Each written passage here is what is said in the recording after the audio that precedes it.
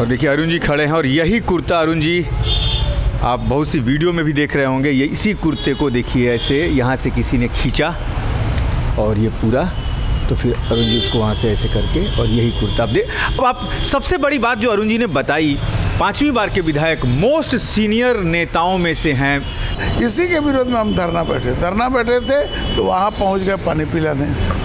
उसके बाद दूसरे किसी तरह हम लोग हटाए कि भाई आपका पानी हम नहीं पिएंगे, हम पानी मंगा के पी लेंगे, आपका विरोध हम कर रहे हैं। ये क्या आप क्यों इस तरह से इसको हल्का बना रहे हैं या मजाक बना रहे हैं, जिसको कहा जाता है कि जख्म पर नमक छिड़क रहे हैं, ये काम आप कर रहे हैं। ये आप हमको आके लड्डू खिलाना, अपना लड्डू बांटे नहीं, हमको लड्डू खिला रहे हैं, ये बहुत ही क्रूर टाइप का मजाक है।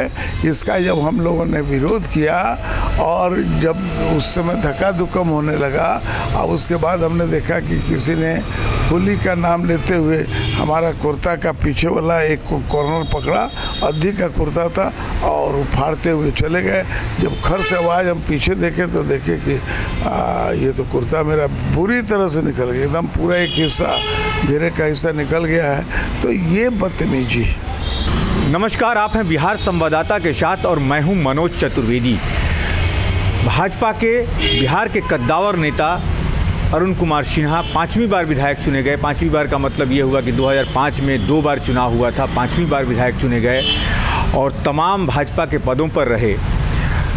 परसों के दिन आपको याद होगा कि मीसा भारती, लालू यादव और उनकी पत्नी राबड़ी देवी का कोर्ट से बेल मिला और उस जमानत मिलने की खुशी में वो गूंज जो है बिहार विधानसभा तक पहुंची।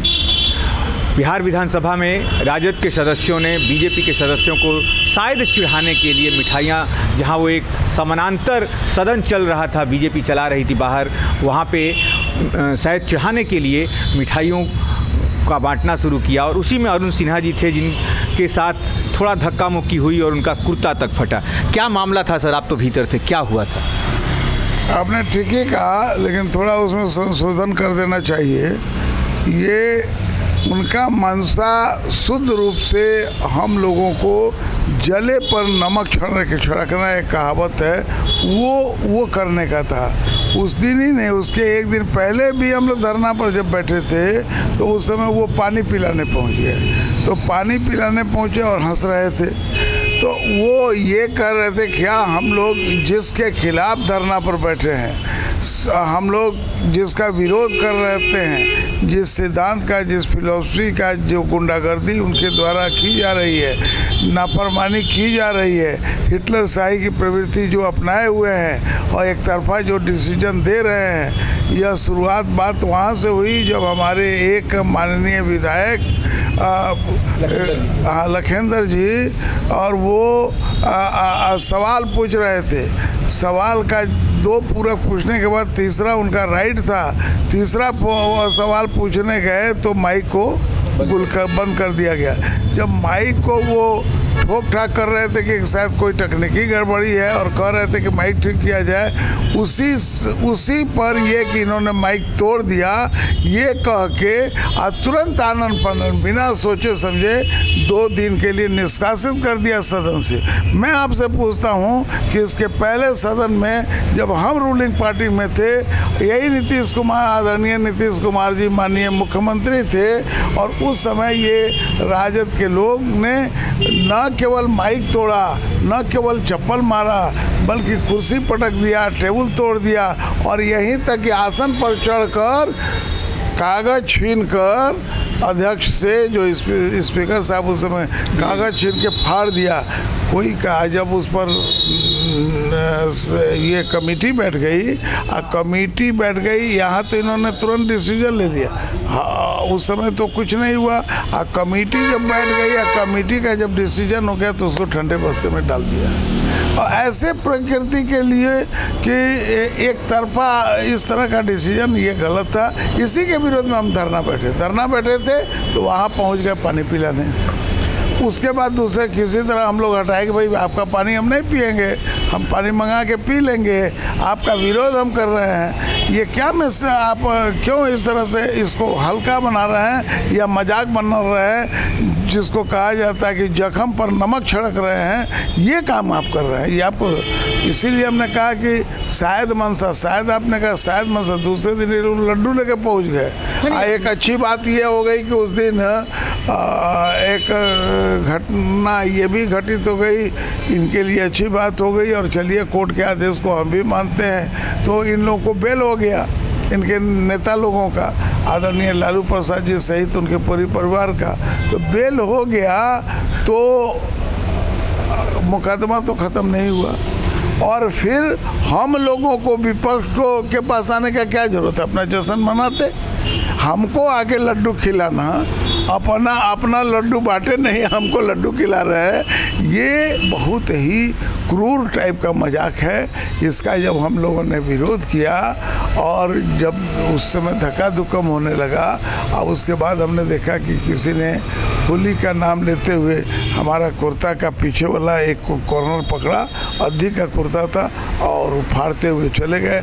जब खर से आवाज़ हम पीछे देखे तो देखे कि ये तो कुर्ता मेरा बुरी तरह से निकल गया, एकदम पूरा एक हिस्सा, घेरे का हिस्सा निकल गया है। तो ये बदतमीजी, ये किसी को का मजाक उड़ाना है।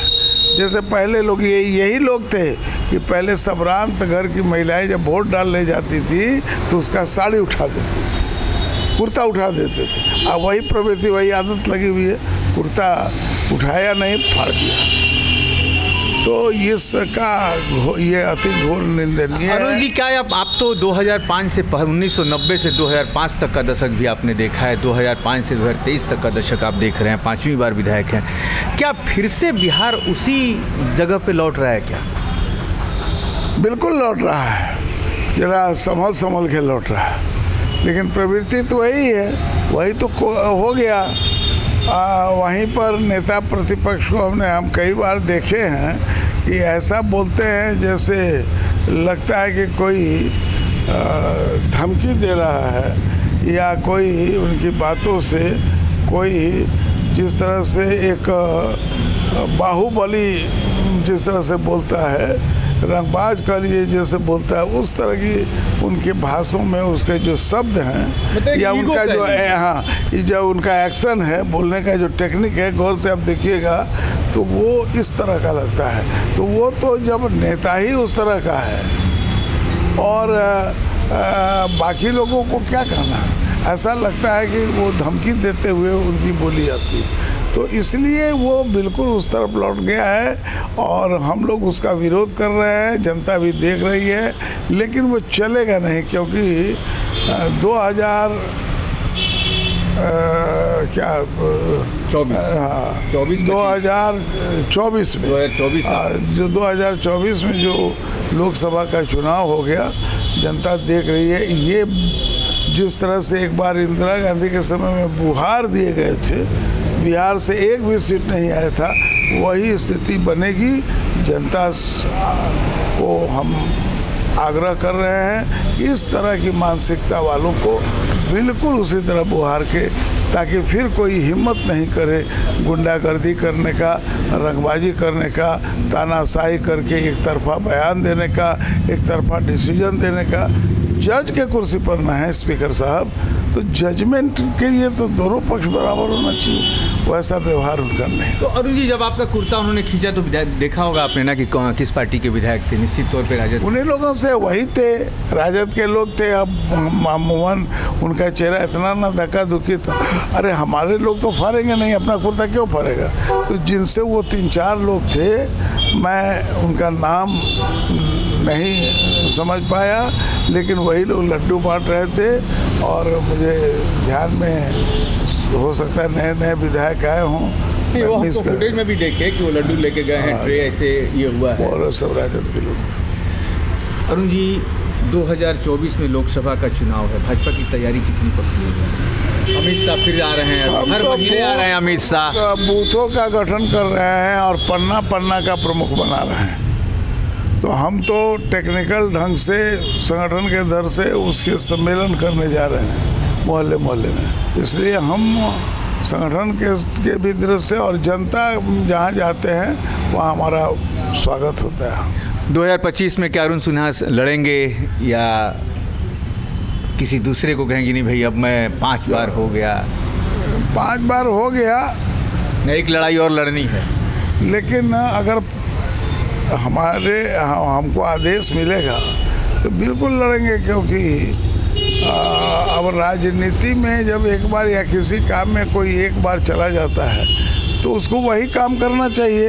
तो उसमें उसकी रुचि है, उसका उतना अनुभव है, और शरीर मेरा स्वस्थ है। अरुण सिन्हा के 5 बार कुम्हरार विधानसभा से जीतने का आखिर राज क्या है? मतलब बड़े बड़े दिग्गज कांग्रेस से लेके राजद के लोग लड़े आपके विरुद्ध, लेकिन कोई सामने नहीं टिक पाया। तो आखिर राज क्या है? ये जनता एक बार में अपने विधायकों से परेशान हो जा रही है।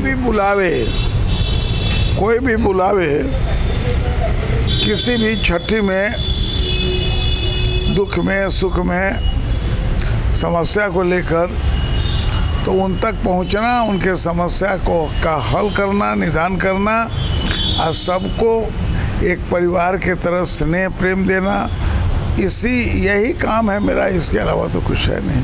यही काम से जनता खुश रहती है।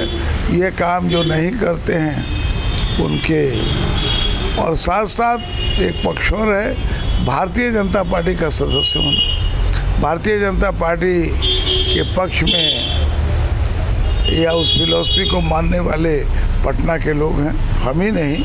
यह चारों सीट जो है लगातार जीतते आए हैं। जैसा आपने कहा कि पटना की 4 सीटें भाजपा के पास रहती हैं, कुम्हरार आपकी, बांकीपुर, दीघा, एक और है। कहा जाता है कि इन चारों सीटों पे आपकी बिरादरी का सबसे बड़ा दबदबा है, जिसके कारण ये सीटें चारों निकलती हैं। चाहे कोई भी खड़ा हो जाए, ये सीटें निकलनी है। देखिए, सही बात है, बिल्कुल। हम लोग जेपी के अनुयायी हैं। बचपन में मैंने जयप्रकाश नारायण और उनके ओजस्वी विचारों को सुना, देखा, और उस समय हम हायर सेकेंडरी में थे। उसके जब कॉलेज में आए, 74 का आंदोलन आया, और उस आंदोलन में हम बड़ी तन मन धन से भाग लिए। और मैरवा गोलीकांड एक उस हमारे काल का, जो हमारे साथ पुलिस की बर्बरता हुई, उसकी एक लंबी कहानी है। और हम सालों साल जेल रहे। 74 में गिरफ्तार हुए, तब फिर हम 76 में निकले। बाहर जाते थे, फिर कोई कांड होता था, फिर जेल में आ जाते, पॉलिटिकल कांड होता था। हम लोगों ने सन 74 की ललकार, गांव-गांव जनता सरकार, 75 में जनता सरकार बनाया, 74 में आंदोलन किया, तो एक से एक नारा बनाया था। और उसी का सरकार ने हम लोगों पर DIR अमीसा लगा के जेल में कर। उसके बाद जब हम निकले तो विद्यार्थी परिषद में चले आए। अब विद्यार्थी परिषद के बाद हमको जब पॉलिटिकल पार्टी में आना था, तो भारतीय जनता पार्टी, उस समय जनसंघ हुआ था। जनसंघ उस समय तुरंत भारतीय जनता पार्टी तुरंत। वो तो पता है। सबसे बड़ी बात है कि यदि पार्टी इस बार आपको 2024 में स्वास्थ्य भी आपका, 2025 में स्वास्थ्य भी आपका सब सही है, लेकिन आपके पॉलिटिकल अनुभव को, राजनीतिक अनुभव को यदि संगठन के साथ साझा करना चाहे, तो क्या आप संगठन में लौटना चाहेंगे? पार्टी का जो आदेश होगा हम मानेंगे। पार्टी जहाँ भी हमको उपयोगी समझेगा तो हम उससे पीछे नहीं हटेंगे। लेकिन हमारे यहाँ की जो परिपाटी है, संगठन के साथ साथ जो विधायकी या संसदीय राजनीति होता है, उसकी भागीदारी होने से बेहतर संगठन और संसदीय कार्य होता है। क्योंकि संगठन के कार्य या किसी कार्य में कुछ धन की जरूरत होती है। अरुण कुमार जी से एक सवाल, अंतिम सवाल। नीतीश कुमार कह रहे हैं कि तेजस्वी को संभालना है, गद्दी दे दी जाएगी। खरवास का इंतज़ार हो रहा था। मार्च बीत गया, अप्रैल आ गया। अपने राजनीतिक अनुभव से क्या आप मानते हैं कि नीतीश कुमार तेजस्वी यादव के लिए कुर्सी छोड़ेंगे? अंतिम सवाल। देखिए, वो कब क्या हो जाएगा, किसका क्या क्या क्लब कर रही है तो कहना बड़ा मुश्किल है। लेकिन जो अनुमान है, नीतीश कुमार जी बहुत तेजस्वी, बहुत विद्वान, बहुत कारगर, बहुत संगठनकर्ता, बहुत बढ़िया राजनेता होने के बाद एक अवगुण है और वो है सत्ता के लोभ। उस लोभ के नाते उनका नाम रख दिया गया पलटू राम। जिससे भी वही जो आज नेता मानना तेजस्वी राजद के लोग, इनको पलटू नाम इनका दिया हुआ है। बाद में हम लोगों ने भी उसको सत्यापित कर दिया। वो पहले इसलिए कह रहे थे कि वो प्रधानमंत्री, विपक्ष का एकलौता प्रधानमंत्री बनना चाह रहे थे, सीधी बात थी। और इधर उनको ऐसा लगा कि बीजेपी के लोग से हमारा किसी कारण से आगे नहीं चला पाएंगे। बीजेपी के लोग अब हमको आगे नहीं बढ़ने देंगे। तो ये बात सोचकर उन्होंने देश में प्रधानमंत्री बनने का कम से कम सशक्त दावेदारी का लोभ, और इसी चक्कर में वो सोचे कि भाई हमको तेजस्वी को हम ऑफर कर दें कि राजद का पूरा सपोर्ट रहे, फिर कांग्रेस का आ जाएगा, अन्य छोटी छोटी पार्टियों को आ जाएगा तो एक ताकत हो जाएगी। तो ये सोचकर उन्होंने बहुत सोची समझी स्कीम करके किया।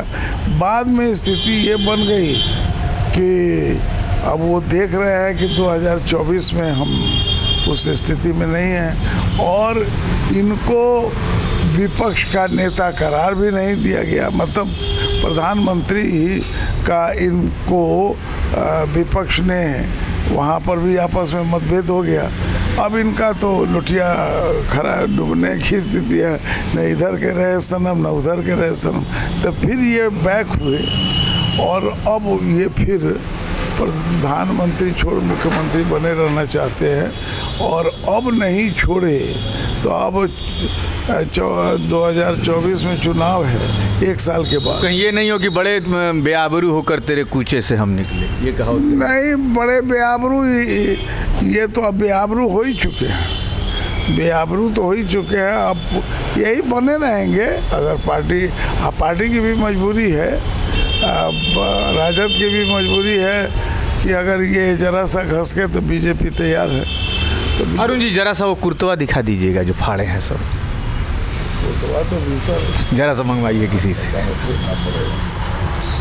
क्योंकि हम चाहते हैं मीडिया में दिखाया जाए कि इतने बुजुर्ग नेता का कुर्ता फाड़ना। और देखिए अरुण जी खड़े हैं और यही कुर्ता, अरुण जी आप बहुत सी वीडियो में भी देख रहे होंगे, ये इसी कुर्ते को देखिए ऐसे यहाँ से किसी ने खींचा और ये पूरा, तो फिर अरुण जी उसको वहाँ से ऐसे करके और यही कुर्ता अब आप सबसे बड़ी बात जो अरुण जी ने बताई, 5वीं बार के विधायक, मोस्ट सीनियर नेताओं में से हैं सदन में, और जो नए लोग आ रहे हैं उनके साथ इस तरीके का व्यवहार सीनियरों के साथ किया जाता है। संसदीय जो मर्यादा है उसे जो नए लोग चुन के आ रहे हैं विधायक में वो भूल जा रहे हैं। उनका वो ये समझते हैं कि यदि मैं पार्टी का विधायक बन के गया हूँ तो मेरी पार्टी यदि सत्ता में है तो मुझे हर कुछ करने का अधिकार है।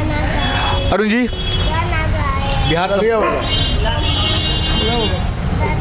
जी बिहार संवाददाता से बात करने के लिए बहुत बहुत धन्यवाद आपका। और फिर से एक बार आप चुनाव लड़ें 2025 में। जैसा आपने कहा कि पार्टी टिकट देगी तो निश्चित तौर पे मैं पार्टी का सिपाही हूँ, चुनाव लड़ूंगा।